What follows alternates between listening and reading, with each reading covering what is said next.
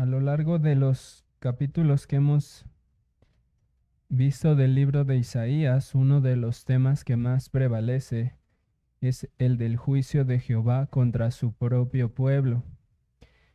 Pero también como lo hemos observado, detrás de estos juicios está implícita la misericordia y la gracia de Dios. Y ahora comenzamos una sección de los capítulos 13 al 23, donde vamos a ver un patrón muy parecido al que ya vimos en los primeros capítulos. Vamos a notar que ahora el juicio a las naciones es un tema prevalente y es prácticamente el tema que predomina en estos próximos capítulos.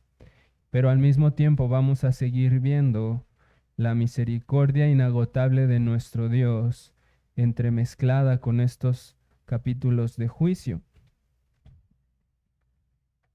Entonces aquí debemos recordar que Jehová envió a su profeta Isaías con el propósito de atraer a su pueblo de regreso, un propósito misericordioso.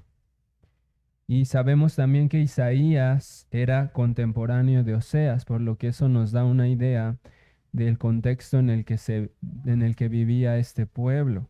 Era un pueblo que estaba marcado por la indiferencia a las cosas de Dios, un pueblo que estaba endurecido en extremo, que incluso veían sus pecados como cosas de las que podían sentirse orgullosos, cosas de las que podían celebrar y le atribuían toda su prosperidad externa a la idolatría o a los Baales a los que ellos adoraban.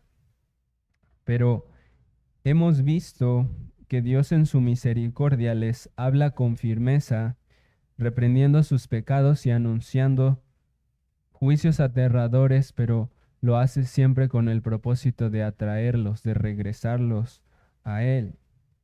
Entonces vimos que esos juicios aterradores, además de tener la función de impartir justicia, tienen un propósito de gracia y misericordia, porque la salvación se vuelve más hermosa y deseable a la luz de los juicios y los castigos que el pecado merece. Entonces, de hecho, ese es uno de los usos de la ley que vimos en la clase anterior, que por medio de los juicios y las sentencias de la ley, esta ley tiene la gran utilidad de refrenar la maldad de los hombres y en última instancia llevarlos hacia Cristo. Entonces, eso es algo parecido a lo que vamos a ver hoy. Isaías les dice a los israelitas: cantad salmos a Jehová porque ha hecho cosas magníficas, sea sabido esto por toda la tierra. Eso es lo que dijo justo unos versículos antes de nuestro capítulo 13.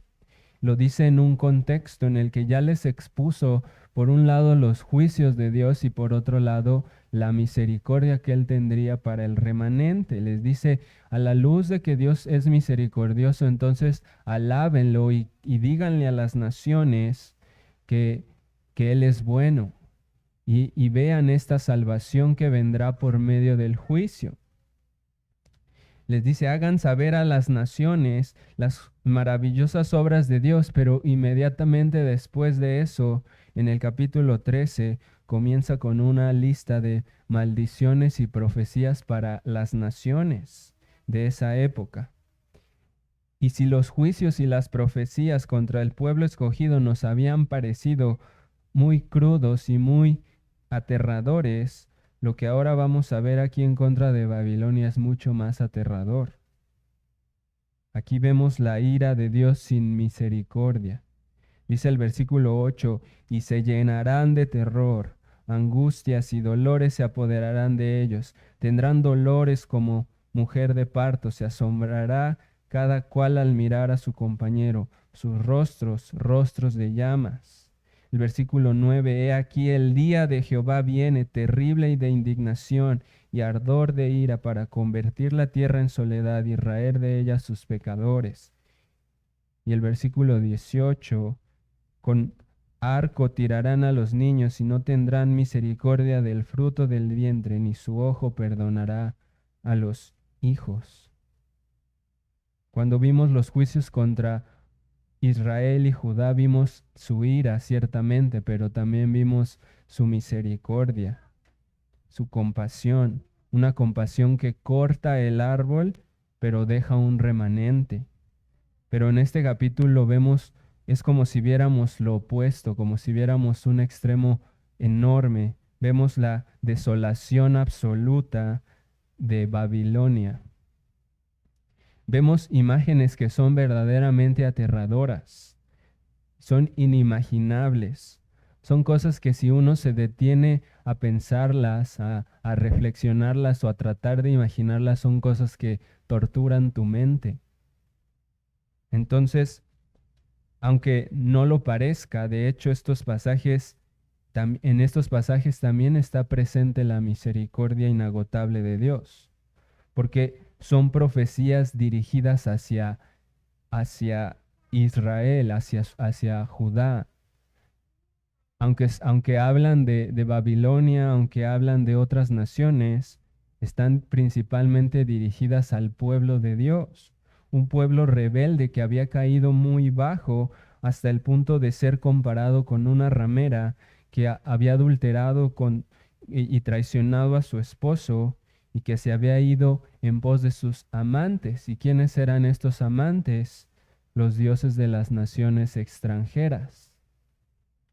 Sabemos que ese era uno de los pecados, esta idolatría era uno de los pecados por los cuales vendrían estos juicios que Dios ya les ha anunciado en los primeros capítulos, porque habían abandonado al Dios del pacto y se habían ido en pos de los ídolos. Pero la idolatría de ellos era tal que no solamente codiciaban los dioses extranjeros, sino que los profetas prácticamente describen al pueblo de Dios como si estuviera enamorado de las tradiciones y las formas paganas. Ellos amaban la abundancia y las apariencias externas y querían parecerse a estas naciones paganas. Y una de las naciones que más admiraban y a la que más amaban es nada más y nada menos que Babilonia.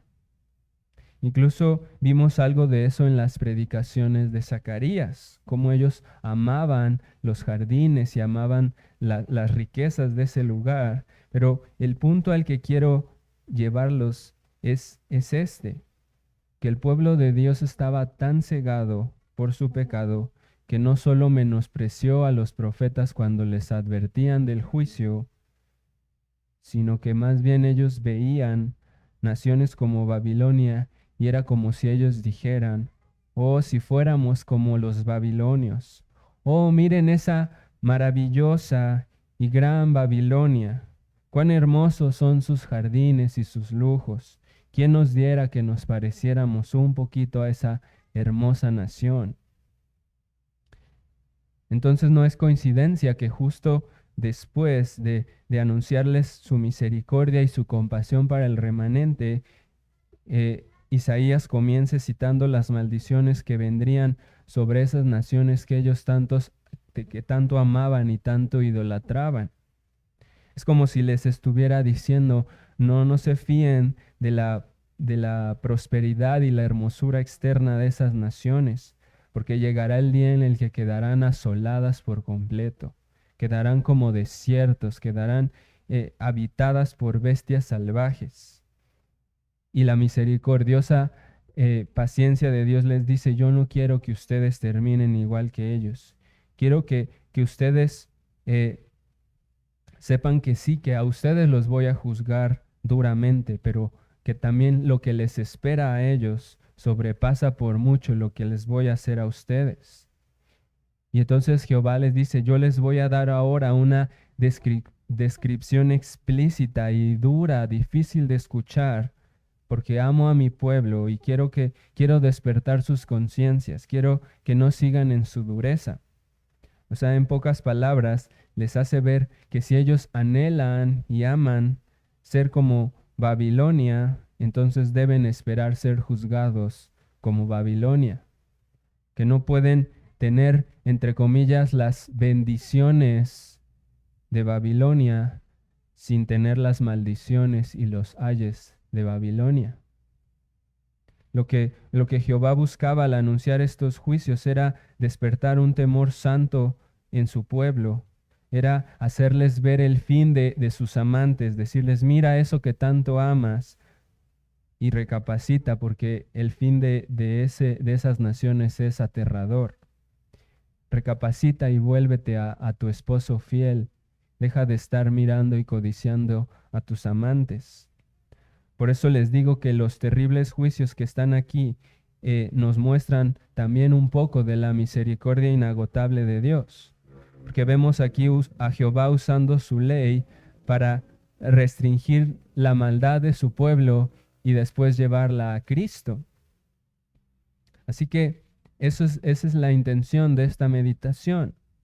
Que si alguno de ustedes no está en Cristo y vive codiciando y anhelando todo lo que el mundo anhela, entonces puedes estar seguro que si vives así anhelando lo que el mundo anhela, tienes que estar también esperando lo que el mundo merece. Puedes estar seguro de que eres digno de recibir todo lo que el mundo merece por amar todas esas cosas.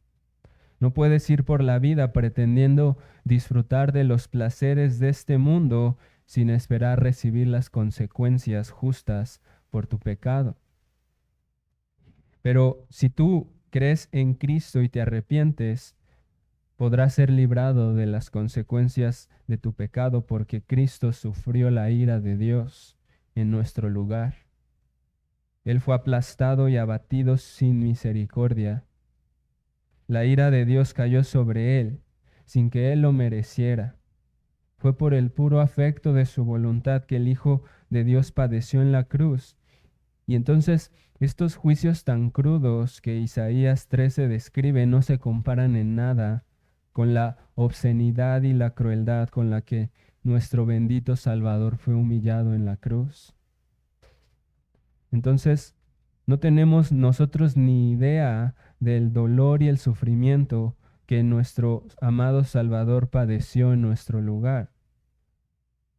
Pero entonces meditemos que Él estuvo dispuesto a pasar todo esto que Él sufrió por el gran amor con que nos amó, por el puro afecto de su voluntad. Así que espero que eso conmueva nuestros corazones a adorarlo hoy con reverencia, con humildad, valorando el inestimable precio que Él pagó para salvarnos. Y que no dejemos de meditar en el día de la ira, porque Dios nos ha dejado estas profecías aterradoras para que nuestros corazones tiemblen y aborrezcan el pecado. Estas profecías no son principalmente para que nosotros las usemos como un medio para ir a espantar a los incrédulos en el evangelismo, sino para que valoremos la misericordia del Señor, para que recordemos que eso que vemos en Isaías 13, eso es lo que nosotros merecemos, y que es por su pura gracia y su pura misericordia que Él no nos dio eso que merecemos, nos dio lo opuesto, nos dio vida, nos dio perdón. Entonces, eso debe infundir un temor santo en nosotros y despertar nuestras conciencias cuando el mundo y las cosas de este mundo comienzan a ganar terreno en nuestros corazones, cuando la sincera fidelidad a Cristo empieza a menguar y nosotros empezamos a coquetear con el mundo. Tenemos este tipo de profecías y de advertencias para que nuestros corazones valoren lo que Cristo ha hecho por nosotros. Así que si tú eres creyente y notas cualquier indicio de amor por el mundo, considera cómo tu amado te dejó este capítulo 13 para recordarte cuál es el fin de los que aman el mundo. Porque Él no quiere que vengas hoy a su casa a adorarle con un corazón dividido, ni con un corazón manchado del mundo. Así que con eso en mente vamos a disponer nuestros corazones, hermanos, para abandonar toda mundanalidad, toda clase de jactancia, todo pecado que no hayamos confesado, para acercarnos a la presencia del Dios Santo para cantarle con temor reverente y alegrarnos en él con gran temblor. Amén, hermanos. Vamos a seguir adorando, hermanos.